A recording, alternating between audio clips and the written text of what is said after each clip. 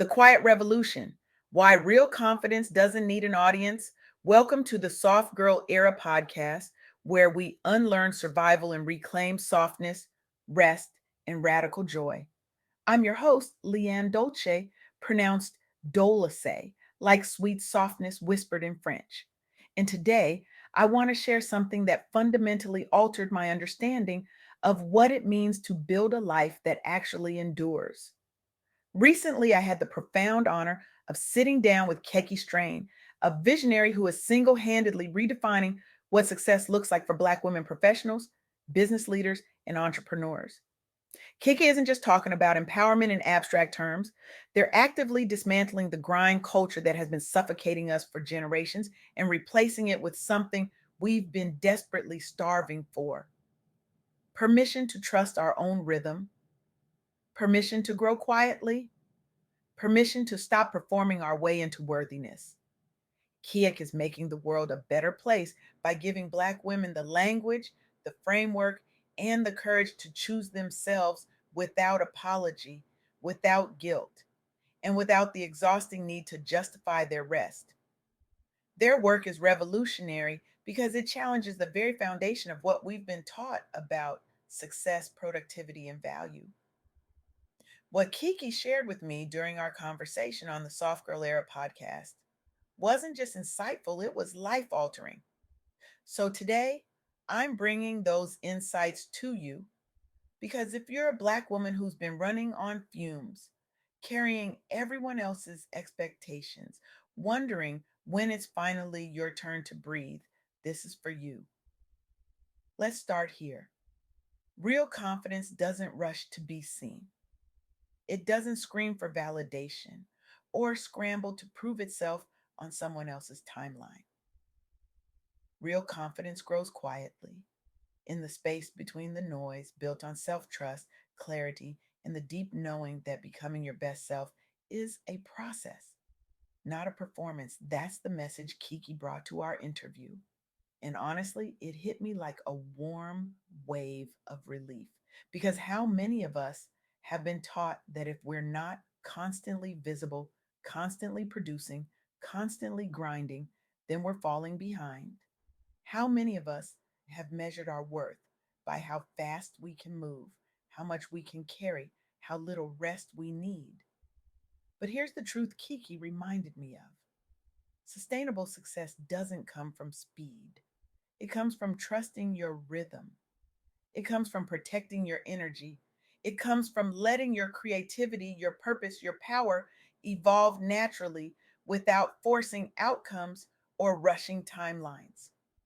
During our conversation on the Soft Girl Era podcast, Kiki distilled this wisdom into three core reminders, and I want to share them with you now because they're the kind of truths that stick to your ribs and change how you move through the world.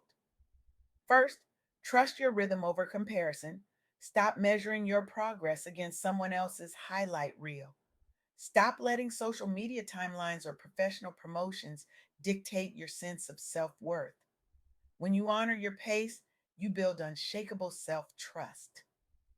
And that self trust, that's the foundation of everything that matters. Second, consistency and energy protection fuel depth. Sustainable success lasts longer because it's not built on burnout, it's built on boundaries, it's built on rest. It's built on saying no to what drains you and yes to what aligns with your vision. When you protect your energy, your creativity doesn't just survive, it thrives. It deepens. It becomes something that can't be replicated because it came from a place of authenticity, not exhaustion. Third, your process has purpose. Every pause, every pivot, every moment of uncertainty is adding something essential to your story. Growth doesn't happen on a stage, it happens in the quiet. And when you let that growth mature without rushing it, the impact you make is deeper, more grounded, more real, and infinitely more lasting. Now, I know some of you are thinking, that sounds beautiful, LeAnne, but how does that actually work in real life? How do I apply this when I'm drowning in deadlines, responsibilities, and expectations. So let me share three stories that Keke brought to our interview. Stories of Black women who've lived this out, who've chosen softness over survival and built something powerful, sustainable, and deeply meaningful in the process. The first story is about Janetta Leaford. Janetta is a visionary leader who's transforming how Black women approach work, rest, and success in business. And she's doing it in a landscape that's actively hostile to our well being. Black women's unemployment hit 7.1%, higher than the previous year's 5.9%. Between September and November alone, 35,000 Black women lost their jobs. 35,000. Let that number settle in your chest for a moment. In that environment, Janetta could have doubled down on the grind. She could have bought into the lie that if we just work harder, prove ourselves more, hustle louder, sacrifice more, we'll finally be safe. But she didn't. Instead, Janetta made a radical choice. She embraced rest and she set boundaries that protected her peace. She rejected the narrative that her worth was tied to her productivity or her ability to endure suffering. And she built a business model centered on softness, flexibility, and autonomy, proving that these aren't luxuries, they're necessities. The result: sharper decisions, stronger businesses, lasting impact that doesn't require her to burn herself to the ground. Janetta's work is reshaping entrepreneurship for Black women, proving that softness isn't weakness, it's strategy, it's power. It's the competitive edge we've been overlooking.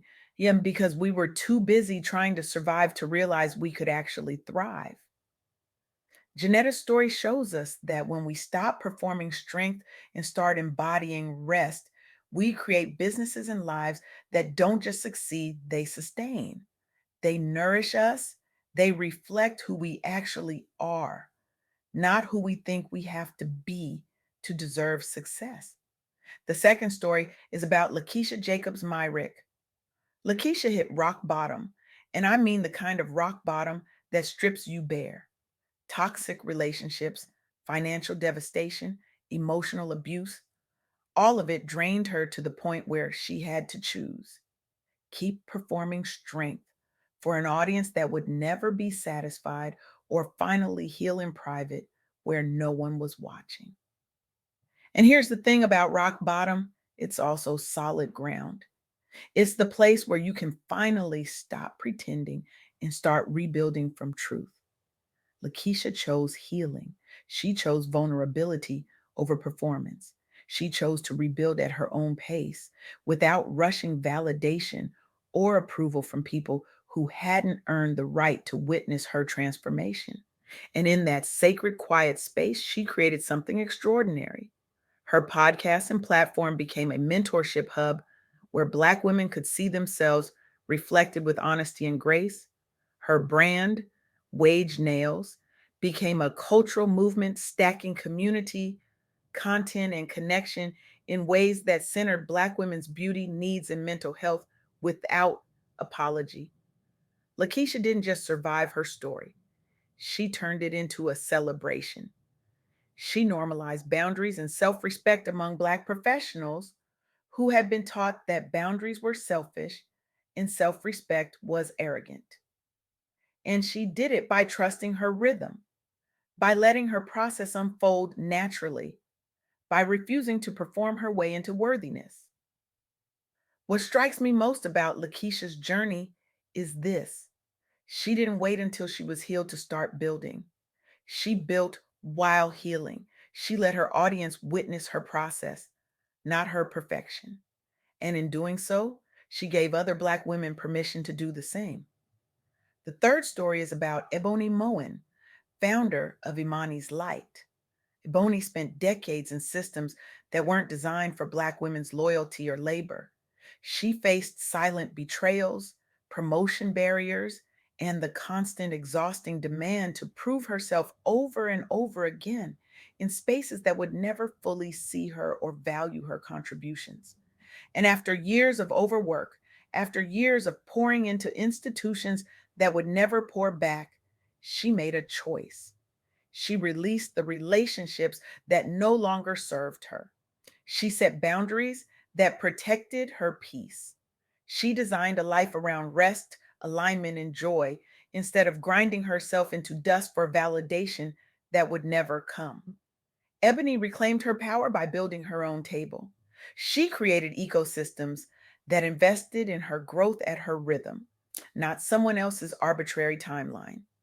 And now she's modeling for other Black women what it looks like to reduce burnout by embracing ease as a competitive edge, not a character flaw. Ebony's story reminds us that we don't have to wait for permission from systems that were never designed to support us. We can create our own systems. We can set our own standards. We can define success on our own terms and build lives that reflect our values, not our trauma responses. These three women, Janetta, Lakeisha, Ebony, they're living proof that real confidence grows quietly. That sustainable success lasts longer when you protect your energy, that your process has purpose even when it doesn't look like progress to anyone else. They're proof that softness isn't weakness, it's wisdom. It's the ability to discern what deserves your energy and what doesn't. It's the courage to say no without explanation and yes without guilt. And here's what I need you to hear, what I need you to feel in your bones. You don't have to keep performing. You don't have to keep proving. You don't have to keep grinding yourself into exhaustion just to feel worthy of rest, love, success, or peace. Keke's message and the message of the Soft Girl Era podcast is this: softness is not weakness. Softness is not laziness. Softness is not giving up. Softness is the radical act of choosing yourself, of trusting your rhythm, of protecting your peace, of letting your growth happen in the quiet, where it's real, not on the stage where it's performative. So here's my challenge to you, and this comes straight from Keke's wisdom during our conversation. This week, audit your pace, pause one comparison trigger. Maybe it's that social media scroll that leaves you feeling behind. Maybe it's that timeline envy that makes you question your progress. Maybe it's that voice in your head that says you're not doing enough, moving fast enough, achieving enough. Whatever it is, pause it and replace it with 15 minutes of honoring your rhythm. Journal about your process. Protect your energy like it's the most valuable resource you have, because it is. Watch your steadiness grow. Watch your confidence deepen. Watch your life transform when you stop performing and start being. Because here's the truth that no one wants to say out loud: the world doesn't need another version of you running on empty. The world doesn't need you depleted, exhausted, and barely holding it together. The world needs you whole. The world needs you rested. The world needs you soft, grounded, and powerful in ways that last, in ways that can't be burned out or broken down. This is the soft girl era. This is the quiet revolution. And it starts with you right now in this moment, making the choice to trust your rhythm, protect your energy, and grow at your own pace. Stop waiting for permission. Stop performing for an audience that will never be satisfied. Stop measuring your worth by how much you can endure. Start trusting that your pace is perfect. Start believing that your process has purpose. Start protecting your peace like your life depends on it, because it does. Real confidence doesn't need an audience. It just needs you showing up for yourself, one quiet, powerful choice at a time. And that choice changes everything.